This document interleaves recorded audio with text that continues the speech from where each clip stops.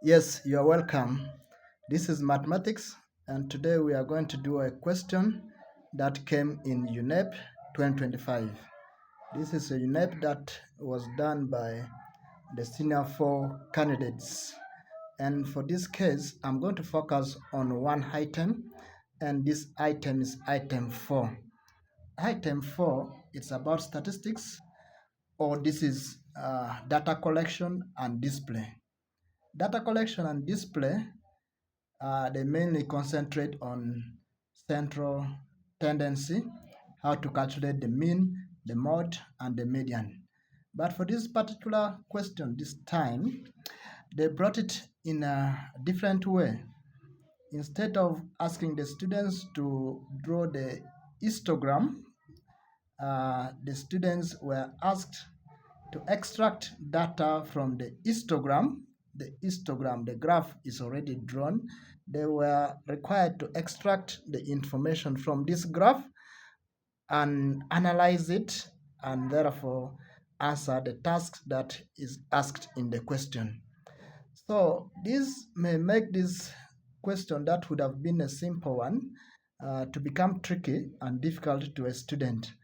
And I believe that the students who sat for their UNEB might have found a problem in handling this question. So let us do it today here.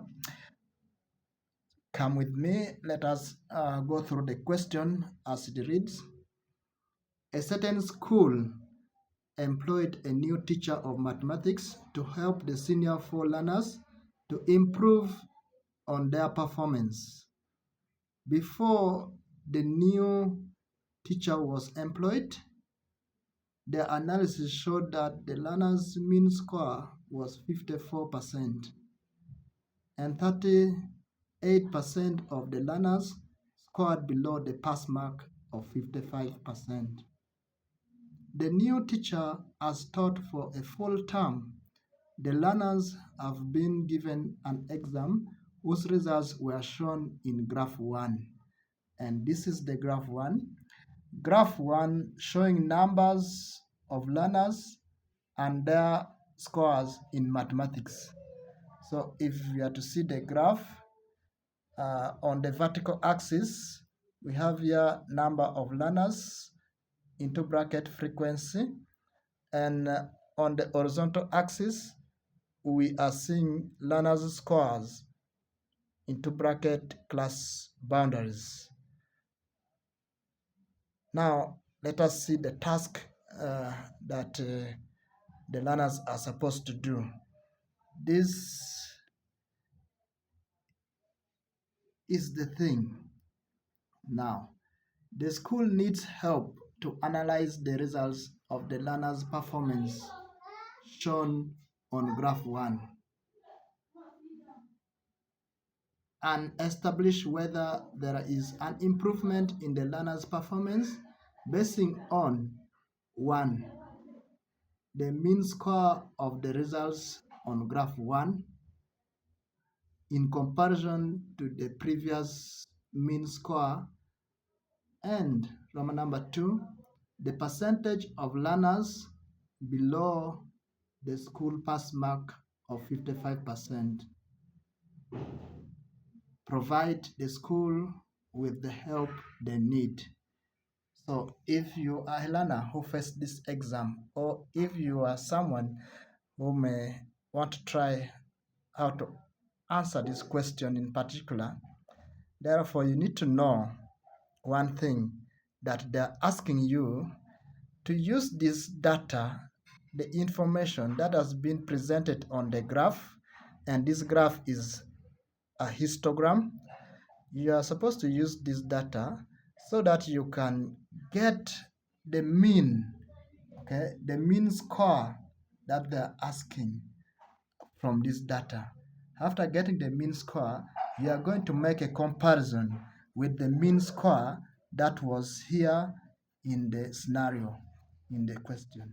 So if the mean score that you get, it is greater than this one, therefore you can make a conclusion that there was an improvement according to the new teacher that was employed to help these candidates. So how will you work hard in order to get the mean that is expected? Now, as a student, students are now much aware on the right formula how to calculate the mean score in the data set. But the problem, the data is now in a graphical form.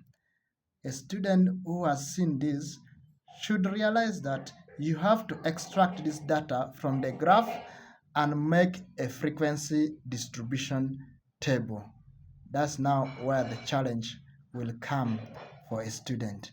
So let us do this, and we create a frequency distribution table from the data that we have so that we can be able to calculate the mean score of, uh, of this data that is provided. So I am going to do this together. So if I have uh, my paper here, I have to construct the frequency distribution table for this information that I have.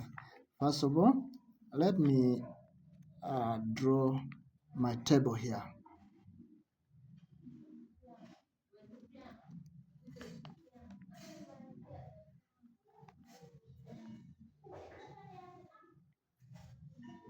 So if you are to draw the table clearly, I hope you will be able to see this.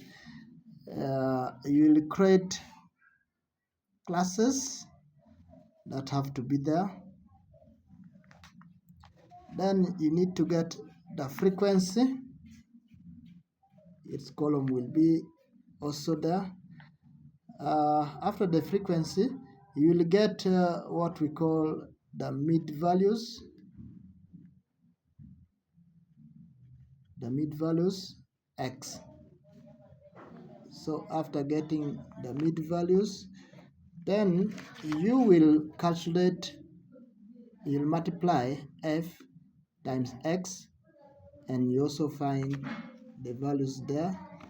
You may at times also need the cumulative frequency of the data that you are supposed to get. Cumulative frequency will be right there. Then lastly, you will get, and the last column, that will be for class boundaries. For class boundaries. So if you have formed your table like this, you can now start extracting the information from the graph that was given. Now let us look at the graph that was given, and we see the possible way on how we can extract all the information that we need from the graph.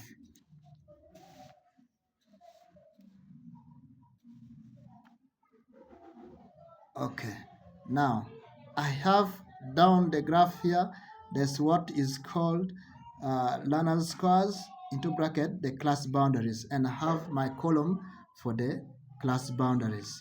So how will I take the class boundaries from the graph and I put it on my table?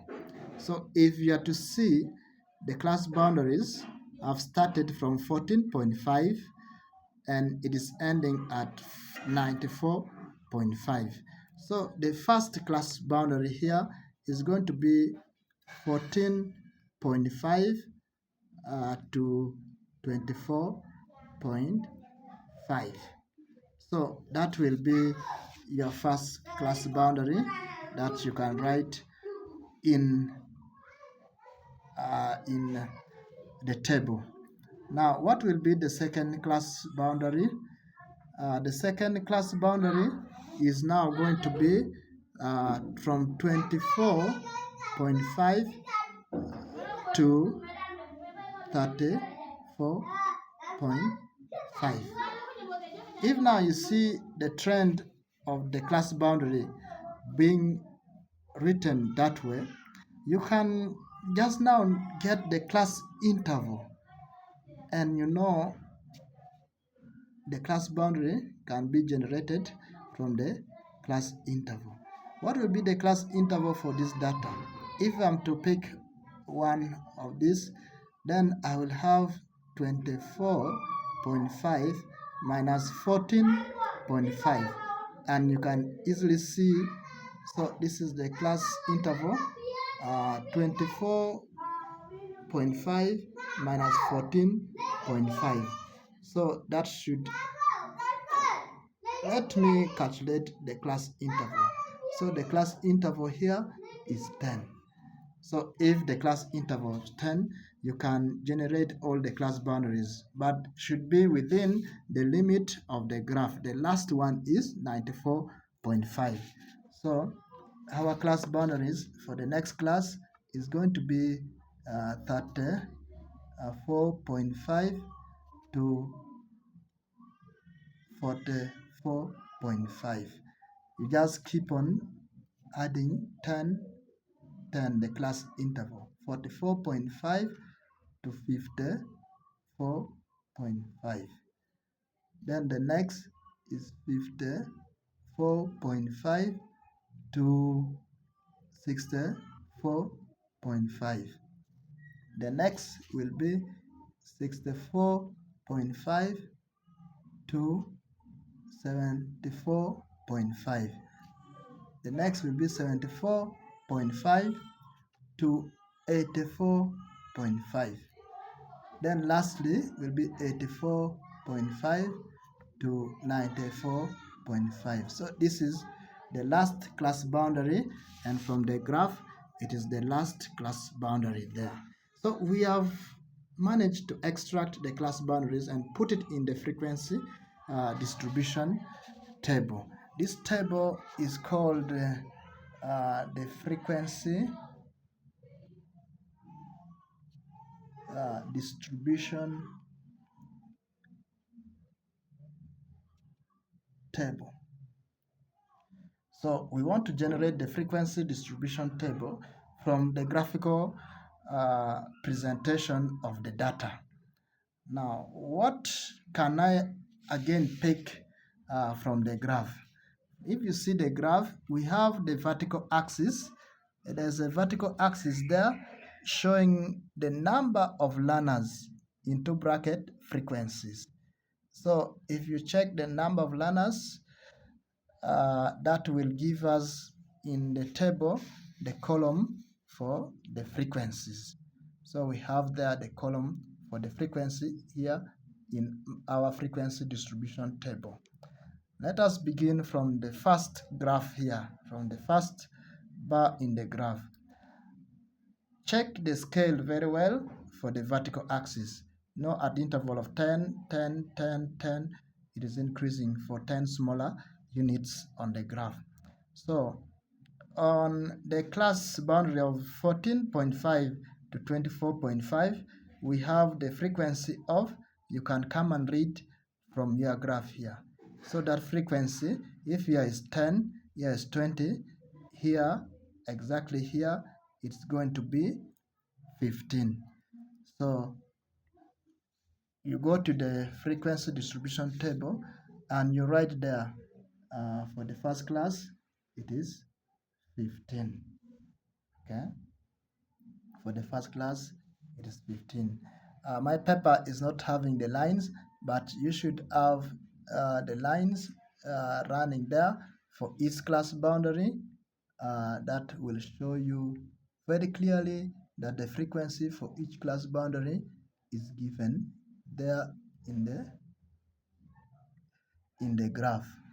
So we are going to generate all the frequencies for all the class boundaries in the graph, and that is going to help us to solve this problem easily after generating the frequency distribution table. Getting mean will not disturb you after you have clearly got the frequency distribution table. So yeah, if I'm to make my table clear, you see this for the first class boundary, the frequency is 15. Now I go back to the graph and again check the second class boundary.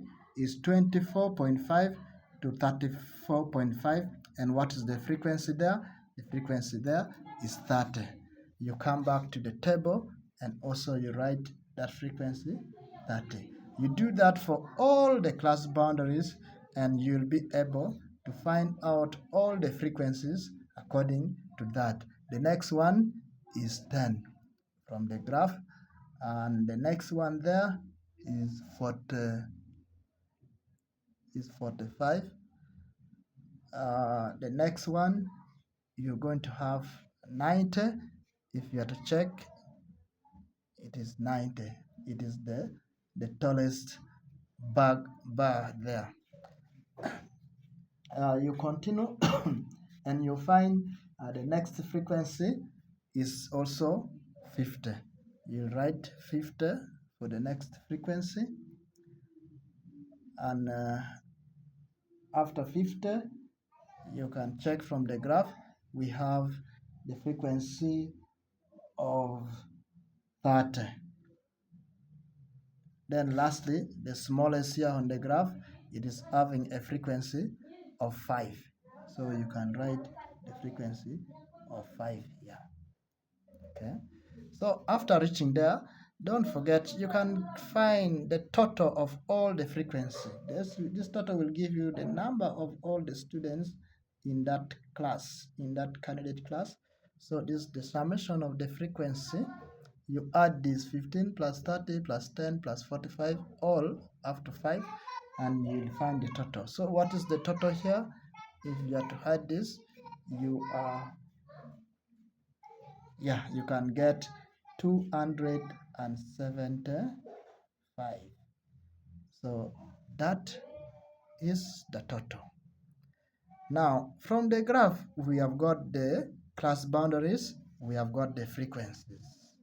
So that dealing with the graph is somehow, it's a complete work, but now I have to complete this table.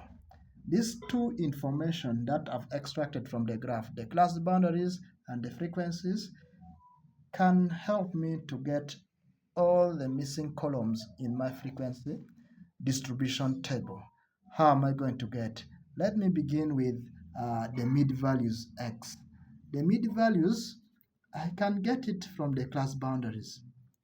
You see, if I have here the lower class boundary plus the upper class boundary, and I divide by 2, I will be getting the mid values, and I can write there. So let us do that. If I have 14.5 plus 24.5, I will be getting, that is going to be 39. So 39 divided by 2, I will get 18.5. So this 18.5 is the mid value. So I'm going to transfer this and I put it in my table where the column for the mid value is. So the mid value is 18.5. You do the same for the next. You go to the class boundary, you add this plus this, you divide by 2, and you get the next value of the mid values. So if you don't want to waste time adding the lower class boundary plus the upper class boundary, then dividing by 2 to get the mid values, since now you know the class interval to be 10, the class interval is 10, what you need to do is now to get the subsequent mid values, you will keep on adding 10, 10, 10, 10, 10. You can confirm that by adding the lower class boundary plus the upper class boundary, then you divide by 2, then you'll find that from here you'll get 28.5. The second mid value you'll get 38.5. Here will be 48.5. Here will be 58.5. Here you get 68.5. Next is 78.5. The next value is now going to be 88.5. So these are finished with the column of the mid values. The next thing, what will I get? I'm going to multiply frequency times x. So I will get fx. I will fill the column of fx. So frequency times the mid values. I write the answer here. Frequency times the mid values, and I fill all this column. So what am I going to get? 15 times 18.5.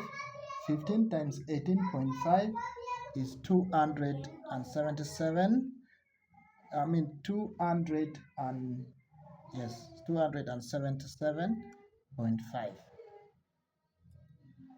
The next value, if you multiply 30 times 38.5, you are supposed to get 855.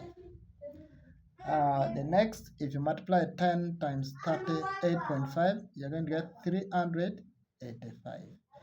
44 times 48.5, you are going to get 2,182.5. 90 times 5, 90 times 58.5, 90 times 58.5, you get 500. I think it should be 2, yeah, it should be 5,265. You multiply also 50 times 68.5. That is going to give us something big.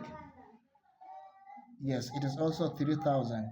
3,425. You multiply 30 times 78.8. You're supposed to get 2,355. Now you multiply 5 times 88.5. 5 times 88.5, that will give you 442.5. Yes. In the same way, you are going to get the total, the sum of all these. Add these all, and you will get the sum. We call it our summation of fx, and you get the sum here. So adding this plus this plus this plus this plus this plus that plus that plus that, all, what is the total there? So you are supposed to get 15,187.5. 15,187.5. We are left with what? We have left with two columns there, and have a column CF. CF here stands for cumulative frequency. So we shall accumulate the frequency. How do we accumulate the frequency? The first frequency, you come and write it there, 15. To get the next, you'll get the next frequency, you add on that 15. So it will be 30 plus 15, you'll get 45. The next frequency is going to be 10 plus that is going to be 55. And you keep on adding 90 plus that. It is 45 plus 55. You get 100. 90 plus 100, 190. 50 plus 190, 240. 30 plus 240, 270. 5 plus 270, 275. There's something very unique about this last value. So this last value on the cumulative frequency should be the same as the total of the frequency. Okay? Should be the same as the total of the frequency. So if you have done your calculation and this is not becoming the same, then check on your addition and multiplication. Something might have gone wrong. So that we are about to finish our frequency distribution table, and the last thing we are left with are the classes. So the classes are the groups of the marks that these students got. So the marks scored were grouped. That's why we were able to get these class boundaries. So these class boundaries were got from the classes. So we are going to go back from the class boundaries to the classes. How do you get the class boundaries? When you have the classes and you want to get the class boundaries, the lower class you will subtract 0.5, while the upper class you will add 0.5.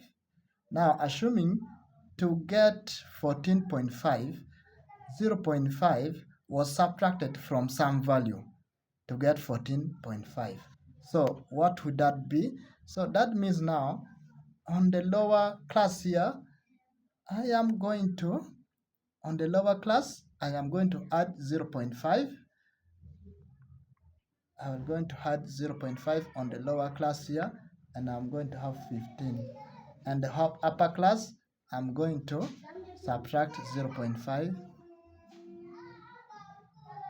and I will be able to have 24. So this is the classes. It is 0.5 that have been taken away by adding or subtracting, depending on the lower and the upper values. So I can generate all the classes now here from the class boundaries. So the next class is going to be 25 to 34. The next is going to be 35 to 44. The next is 45 to 54. Next is going to be 55 to 64. Next is 65 to 74. Next is 75 to 84. Then lastly, I'm going to have 85 to 94. So my frequency distribution table is done, and all these things we were able to generate from the graph that was given. Now if I have this, the task is asking me to make a comparison, okay, and find if there's an improvement on the performance based on the mean score of the results, on the graph. So on the graph here, I was able to generate this, and I can now calculate the mean score. So the mean of this is equals to the summation of fx divided by the summation of f. This is the right formula for calculating the mean in grouped data. Now mean will be 15,187.5 divided by 275, and mean is equals to, if you divide this, you're supposed to get 55.227, which roughly that is 55%. So the mean score for this is 55%. If we have got that to be 55%, what was there in the question? In the question, the mean score was 54%, but what we have got from the graph, it is 55%. Therefore, you can now conclude and say that there is There is improvement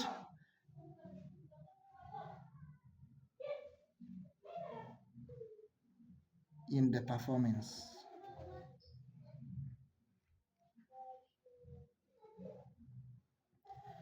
There is improvement in the performance. So this means that the teacher who was employed for one full term, he has done some work and he has improved on the performance of the learners. So please check me on the next video to find how you will use still the same graph in order to calculate or find the second question here. The second question is saying that you are to get the percentage of learners below the school pass mark of 55%. The percentage of learners are below the pass mark of 55%. Follow me, subscribe to me so that you don't miss the next. So this was UNEB question senior 4 2025. Thank you so much. Let's keep in touch.